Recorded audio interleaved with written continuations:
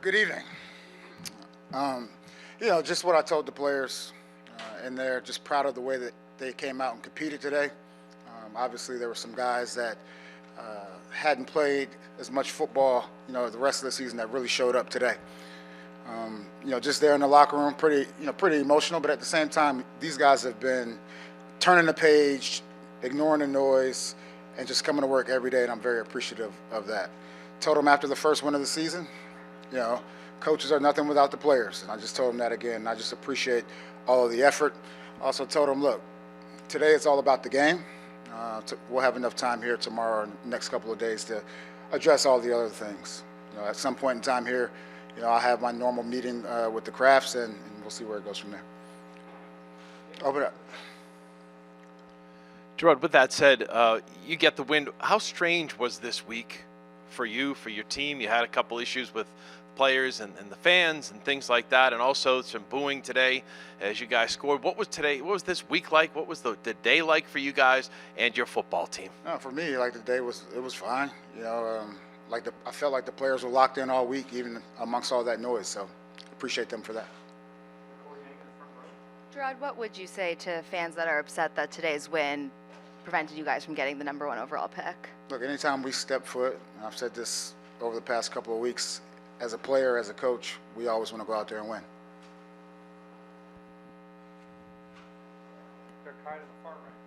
We didn't see Jelani Tavai play the first quarter. Was that disciplinary for his comments? Look, we went into the game with the plan, and went out there and executed. So. Right over here. What went into the decision to sit Drake May after the first series? It was my decision, coach's decision. What were some of the factors for Jelani's case and Drake's that led you to those decisions? Yeah, all those things are internal, and I'd rather keep it that way. Jerod, what did you see from Joe today? It seemed like he kind of provided a spark the minute he stepped foot in that game. Just how you've seen him develop all season to kind of culminate to this moment on the field. Yeah, he's done a tremendous job in practice, as a show team quarterback. Done a tremendous job doing that, and I'm glad to see, the way he came out today. He did a good job operating the huddle. Obviously started off on fire, but it was good to see. Jerod, you mentioned a couple of times this year that you guys knew you were going to take some lumps this year. You knew this was a multi-year process. Do you expect to be back next year? Do you feel like you deserve to be back next year? For me, it's all about just this game. To go back to the start, it's all about this game, and we'll talk about that tomorrow.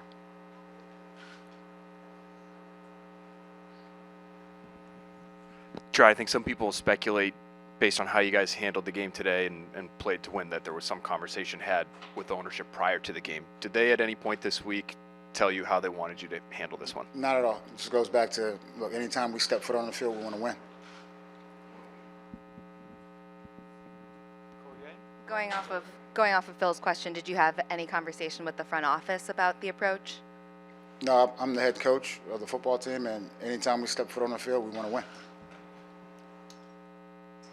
Jerod, down here in the front, is there any significance to not wearing the pin today? We've seen you with the pin for most of the season. No significance at all. I had a big coat on. It was kind of like the same thing last week or in Buffalo. It's nothing about that. I apologize for not having it visible, but you can make a story about it if you want to. Jerod, how do you reconcile right in the middle? Sorry. Yeah. Sorry. How do you reconcile if you're going to go in the game to play the game to win, not playing your #1 quarterback for most of it? I think I've said all year we need to see, as the season goes on, what we actually have, and it was good to get Joe out there. Isn't that different than trying to do everything you can to win, though? We won the game, and Joe was our quarterback. A couple final questions. Jerod, how proud are you of your coaching staff, of your players, and everybody in this organization for just going through the year? And what was it like? I think AVP and Joe Milton did kind of a handshake and a hoop after his touchdown pass. What was that like as far as seeing that through and just kind of sum up the year as far as what you guys have been through as a group? It was great to see that handshake in a real game. We've seen it a lot in practice, and it all came together today, so it was great to see. I would say as far as the staff is concerned, just being able to push forward and be consistent, that's all you can really ask.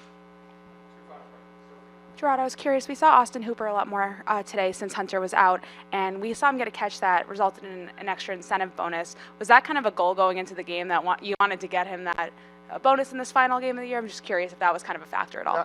I'm not going to get into that. You know, when you don't have Hunter, who's had a great year, you know, Hooper, look, any other team, Hooper's probably a number one, you know, I should say 3/4 of the team. So very good player, and happy for him. Jerod, how would you best summarize this year, and did you learn maybe that the team is a little bit further away than you were anticipating?